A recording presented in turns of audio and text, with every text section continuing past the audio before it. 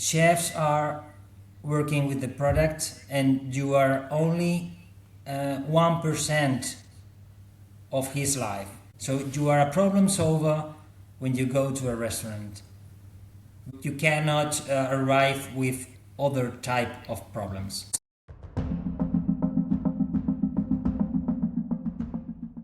Welcome to the Future Crop Files podcast. I'm your host, Ryan Douglas. Today I'm joined by Juan Narin, who is the founder and manager at Z Greens in Spain. Juan, welcome. Okay, welcome. Thank you very much. No, thanks for making time to speak with me today.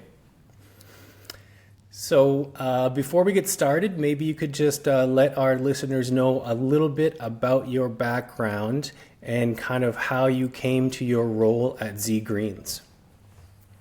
Okay, well, my professional background, I started being a chef, right? I've been working as a chef for 20 years. And I came to microgreens as a consumer because I was using that in the hotel or restaurants where I worked. And I make a break in my career and I suddenly found an opportunity growing that for my colleagues. So instead of being a chef working for the gastronomy market, but from the other side as a purveyor, right? So I started, this was my first contact with microgreens and hydroponics. Interesting. So it's not often that you hear someone goes from the culinary world after a couple decades into cultivation. So that's very unique. At that time, as a chef, did you find it difficult to acquire microgreens when they first became popular? Yeah, this was the point. It was the point. It was not really difficult to find them, but really difficult to find a product with a high average quality. So I realized that the product came from a lot of kilometers away, and the quality was not proper, right? So I started doing some tests at home and give them to my colleagues, to some chefs that I knew from my work, and this was the point when I validate the product. They told me that's fine, and I said, I have to scale this. And these, roughly from seeding to harvest on average, how long is the crop cycle? The crop cycle, it goes from 1 week to 3 or 4 weeks. So we could take 2 weeks and a half as an average. Yeah. And in that time, are you providing nutrients to the microgreens, or Yeah. are they? Yeah, I think that it's basic. It's always told that the energy and the nutrients are in the seed. Yeah, they are. Yes, it's true, but not enough. Right? I would say that the plants grow with this, but they are not. They don't grow fast, or the fast that you need, because it's a business, So if you can do in 5 days, much better than in 6, because it's more than a 10%. You need to have this in mind. You are repeating the same process a lot of times. So if you save a bit of time in each one, you will get a big saving throughout the year. That's a key point. I think a common misconception is that microgreens are cultivated almost like bean sprouts, where it's just the seed and water, and then after a short period of growth, they're harvested. But what you found in your experience is that potentially you could grow them out without nutrients, but the speed and the quality is better if you provide a little bit of nutrition during at least probably the last half of that cycle. Is that accurate? Yeah, and you improve the shelf life too. Ah, Okay, so if they are the I don't know if the plant, the canopy, if it's small, but you can touch it when it's hard and the fibers are good formed, you know, and it comes to a longer a longer shelf life later, and if the shelf life, that means quality, that means customer satisfaction, right? it's critical. It's one of the main qualities of the product. Not only green, but the chef wants to be confident in that the product is going to last. I don't know, between 7 and 10 days. That would be ideal. And so including some fertilization, some nutrition, you found really helps with that shelf life. Yeah, of course you get it. Okay. And so I'm wondering, you mentioned you also grow edible flowers. And so I'm guessing the challenge is a bit different because with the microgreens, you plant the seed and you're harvesting the plant after a period of weeks. But with edible flowers, it's a little bit different because now you're talking about flower setting, and I imagine the timing's a little bit different. Can you talk about any challenges or the process for cultivating edible flowers? Yeah, the process is obviously you can harvest the plant more times. You know, you have to set different environmental values. You know, so temperature and humidity. Obviously, the light period, the photo period is different too. Okay, and you have to be careful with the infestation. I don't know, insects, right? Because the longer the cycle is, the longer the risk you get. Okay, so if a microgreen is living 5 days, 7 days, I don't know, 2 weeks, you have 2 weeks to fail. But in a period, I don't know, maybe 3, 4, 5 months that the plant is living or giving you flowers, maybe 6 months, it's all the period that you have the chance to fail. So is it difficult to kind of forecast what you're going to be able to sell to chefs? I mean, these varieties that you're growing, are they just in constant flower? Or are they going through cycles even though the environment is controlled? I mean, how can you tell a chef what you're going to have available in the next couple of weeks or in the next month when you're... Well, I only grow the most successful varieties, right? Yep. So maybe 4 or 5 varieties, and I constantly reproduce them myself through cuttings, right? So I keep the same line growing. I don't work with seeds for the plants, for the flowers. I work with cuttings. So I make my own cuttings with the mother one, and then make or reproduce and produce another plants for the future.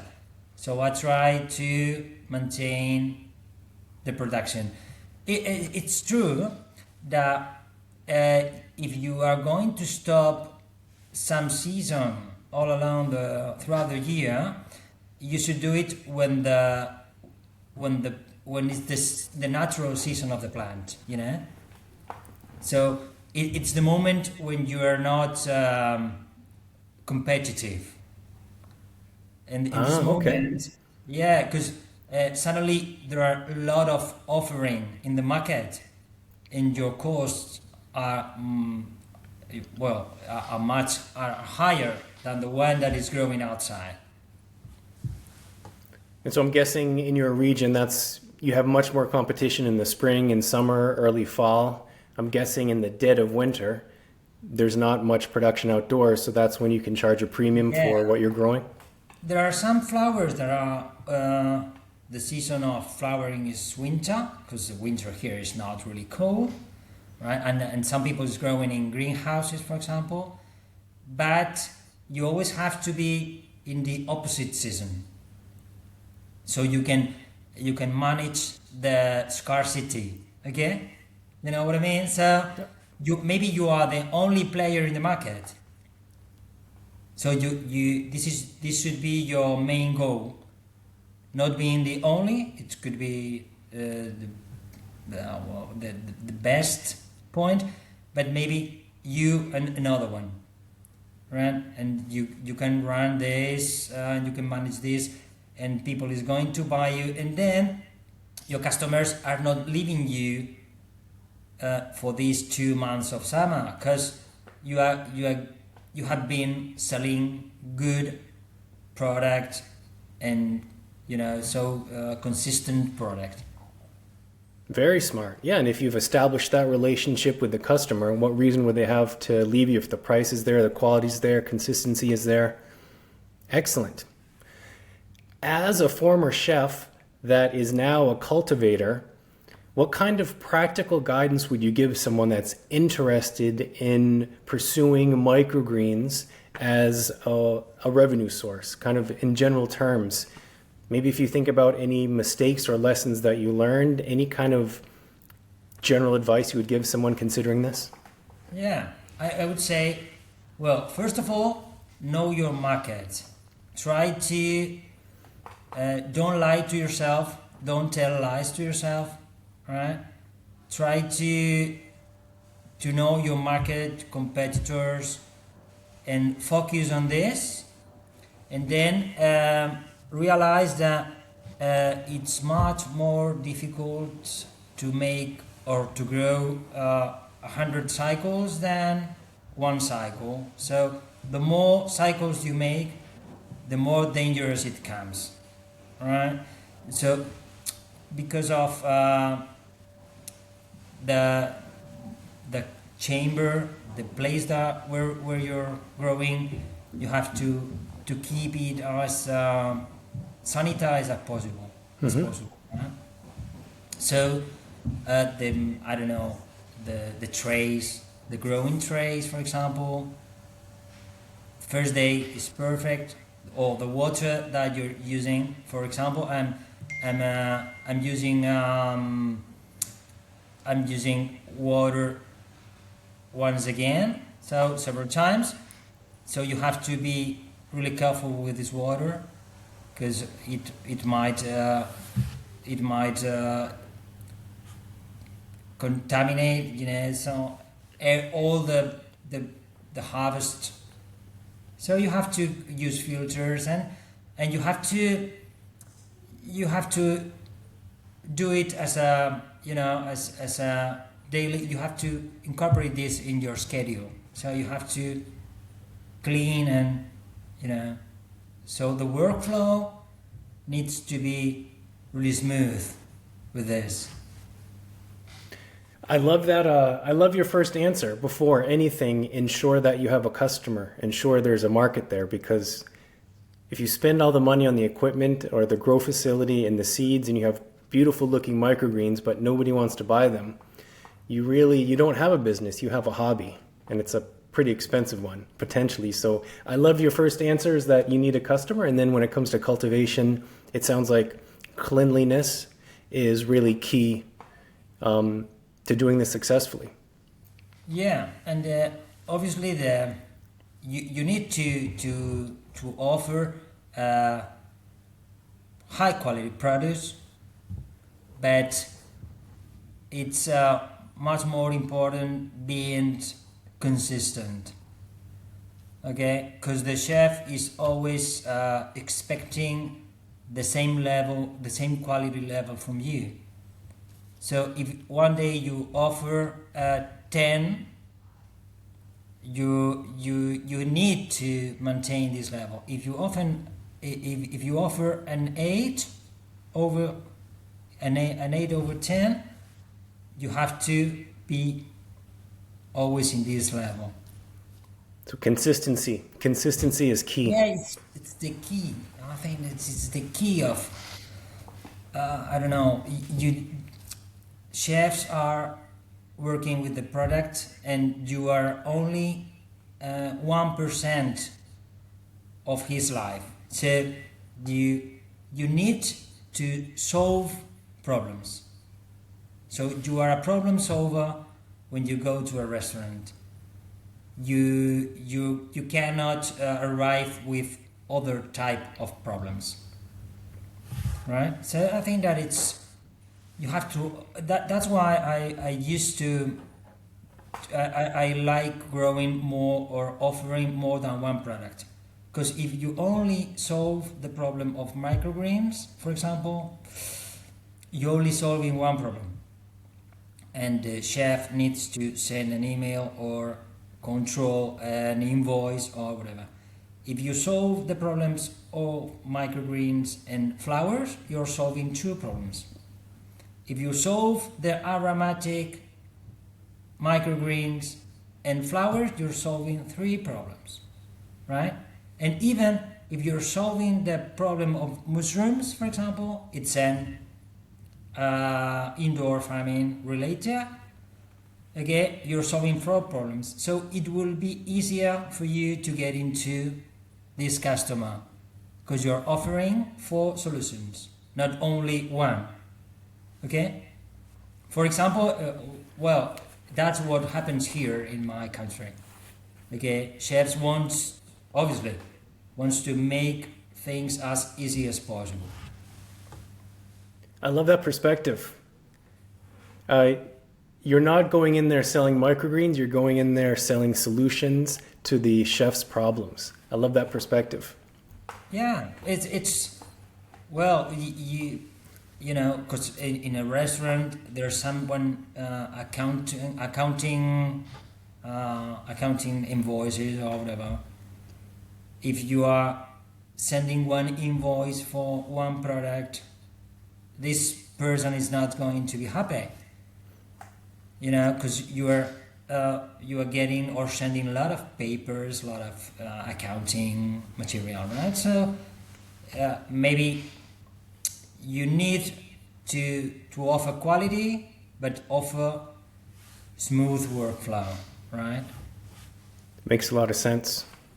So maybe one last question before I let you go, Juan. In terms of cost versus selling point, I know you've got a lot of different varieties. You are selling microgreens and edible flowers, but can you speak kind of in a general sense about the cost versus the selling price? Like how profitable is this endeavor? Yeah, well, I would say that labor is the most labor cost is the main point. People believe that electricity is the main costing of this business, but it's not really. Okay, so if you have a properly insulated area, it's not really, and you're working at maybe 25 degrees Celsius, so it's not, well, maybe it's a comfort temperature and humidity, so you don't need to spend a lot of money in this. Seeds are not really expensive, right? You have to find the right varieties and the right purveyor, so it's the base of your result, right? But I think that the main cost is labor cost. So I would keep an eye on this and be careful with time, because you always have to